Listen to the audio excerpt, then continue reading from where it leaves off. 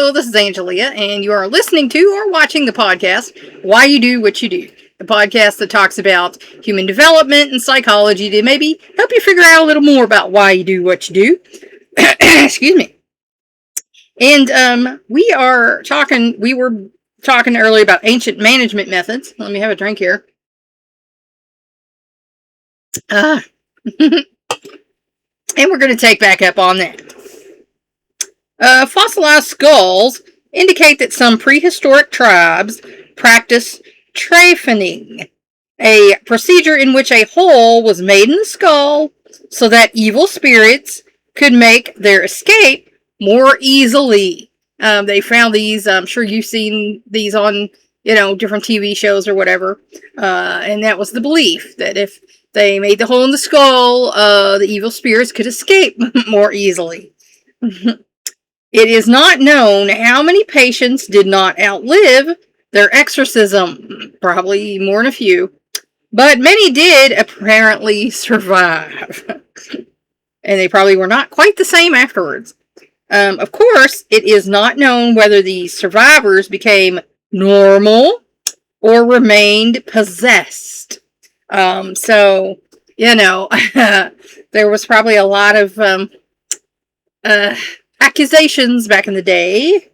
In any event, the method didn't survive, thank goodness, as later cultures became much more progressive.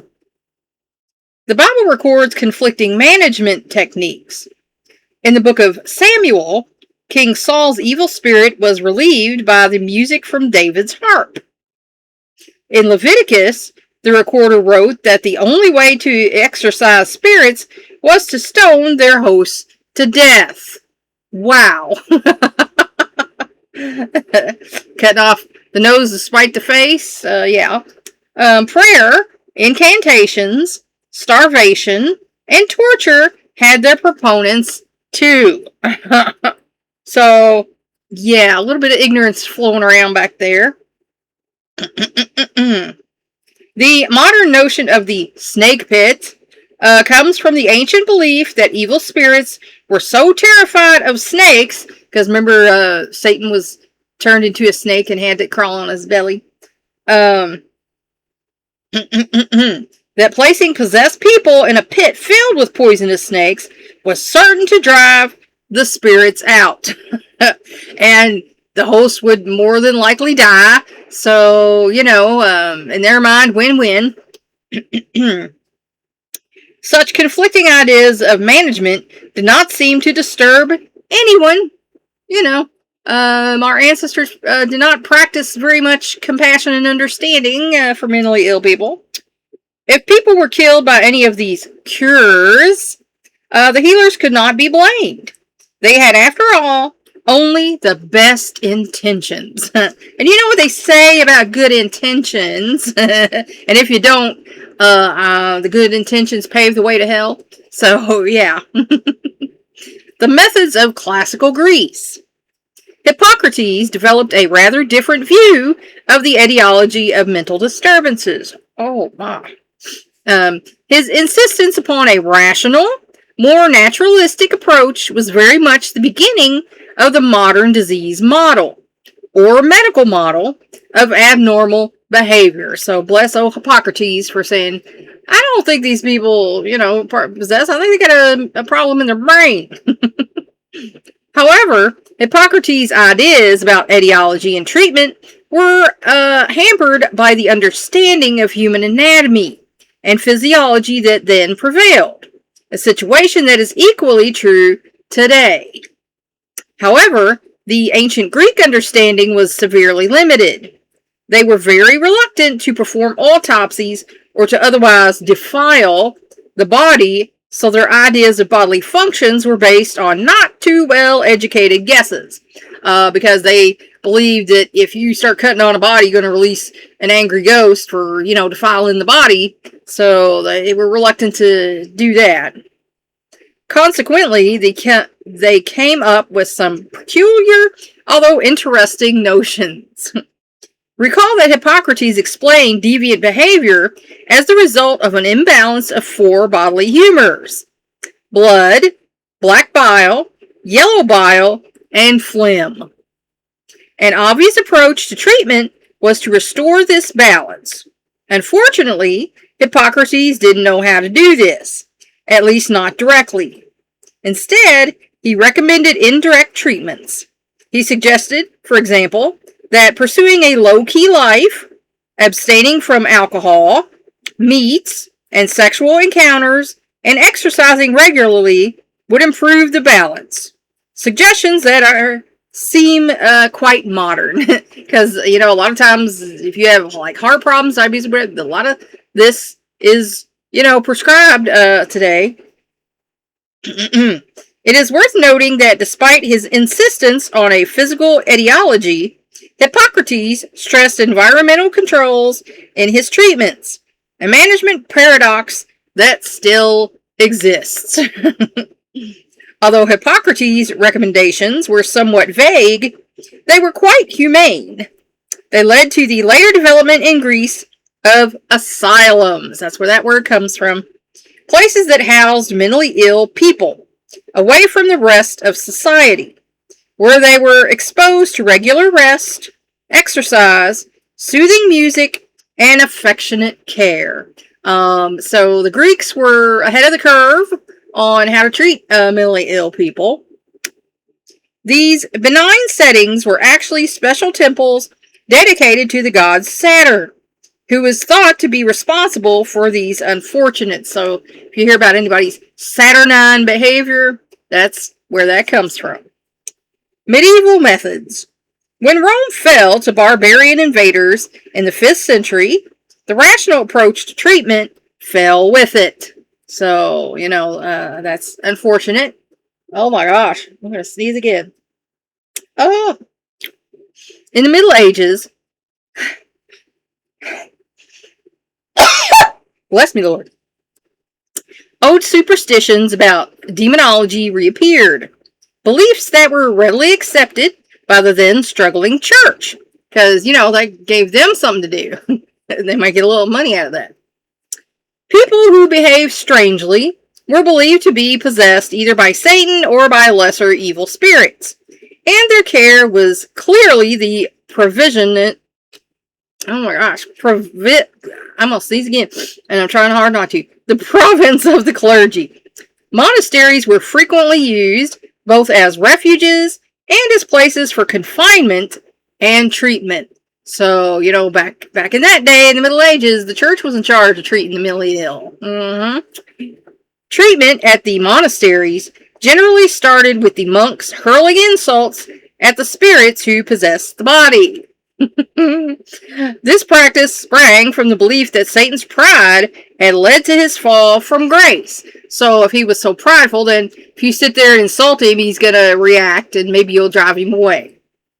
But everyone knew that getting rid of the devil was not easy. So pages-long curses did not work.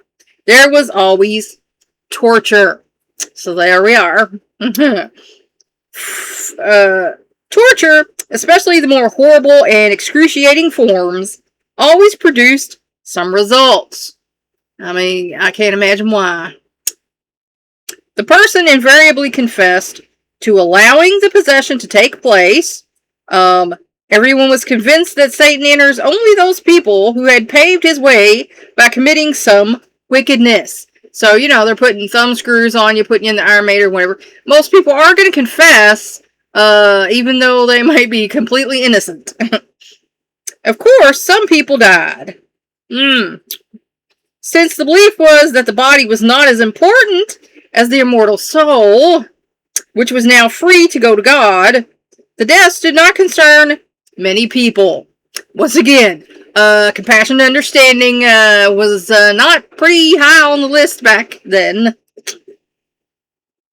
The torturers were doing their duty, and all of them were certain that they did not, what they did was beneficial to those they treated and to the community at large for the greater good. We're not sadistic torturers, it's for the greater good. Yikes. This kind of treatment was also popular for witches, a phenomenon that the later Middle Ages and early Renaissance took to heart. However, witches did not merely commit some evil deed that made Satan's entry easier. They actually invited him to enter and possess their bodies and minds. Blasphemy on this order naturally demanded death as the necessary treatment. So anyone out there who's professing that you are a witch, be glad you're not living back then in the Middle Ages. Once torture had wrung out a confession, and I'm sure we've all heard about the Salem witch trials here in this country, you know, and then they say that probably none of these women were witches. So you know, that's a shame that a mass hysteria caused a bunch of people's deaths. You know, torture was an almost universal management method in the Western civilizations of the 14th, 15th, and 16th centuries. But there were pockets of more humane treatment. Thank goodness. As we mentioned, certain monasteries believed that their mission was to care for the mentally disturbed. So not everybody was out there torturing mentally ill people. There were some people who actually gave a crap, and that's a good thing. They opened their asylum doors, offering food, shelter, and escape from attack by hysterical mobs.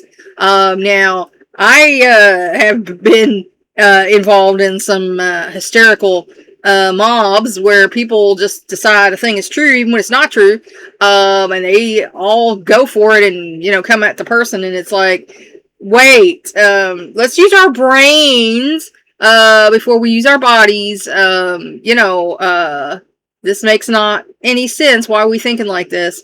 So, you know, as George Collins said, a person is smart, but people are stupid. And I can see a lot of that going on in society nowadays. Eventually, these asylums became badly overcrowded, filthy, and ridden with vermin. If you think about the, you know, asylum stories, if you ever watch any of the Dracula movies with Renfield in the asylum, and Dr. Stewart's trying to do his best, and, you know, those exhibiting the most severe symptoms were often chained and shackled in an attempt to maintain some order. So yeah, violent people.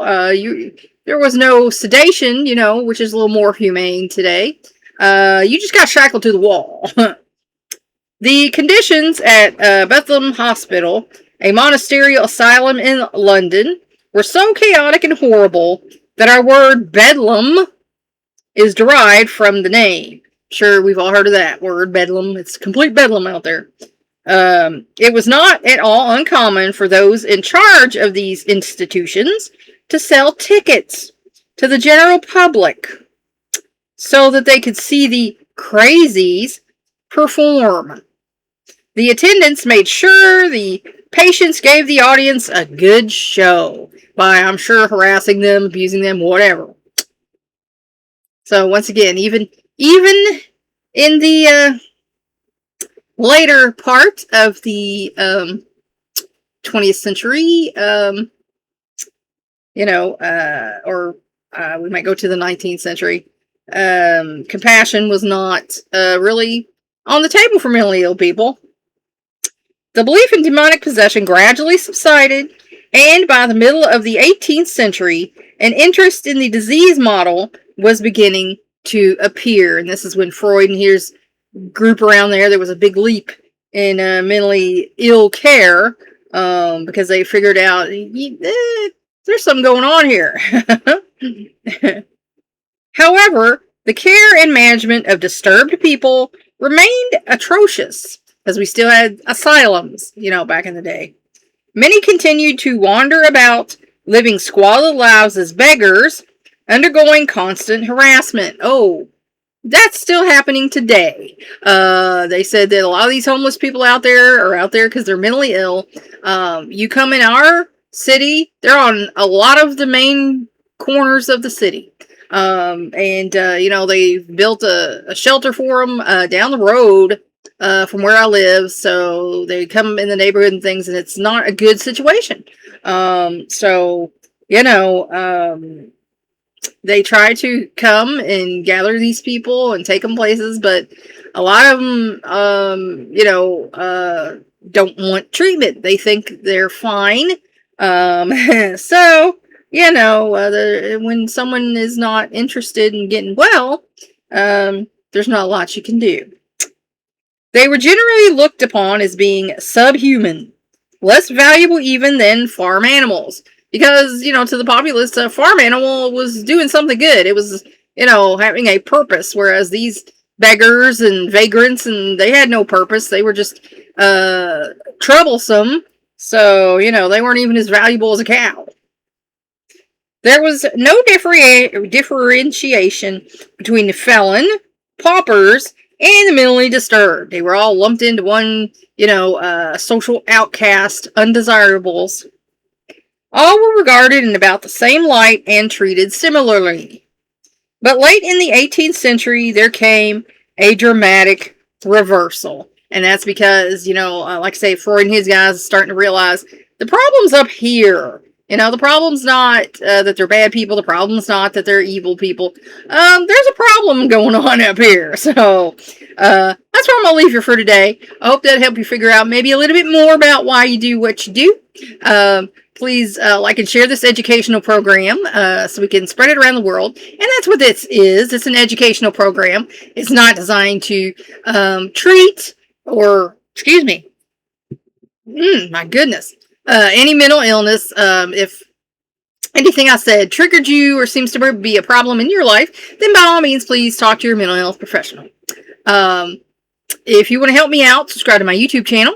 If you want to help me out even more, go to my Patreon page and become a patron. The link to that is in my posts. Thanks for watching or listening. That's all for now. Until next time.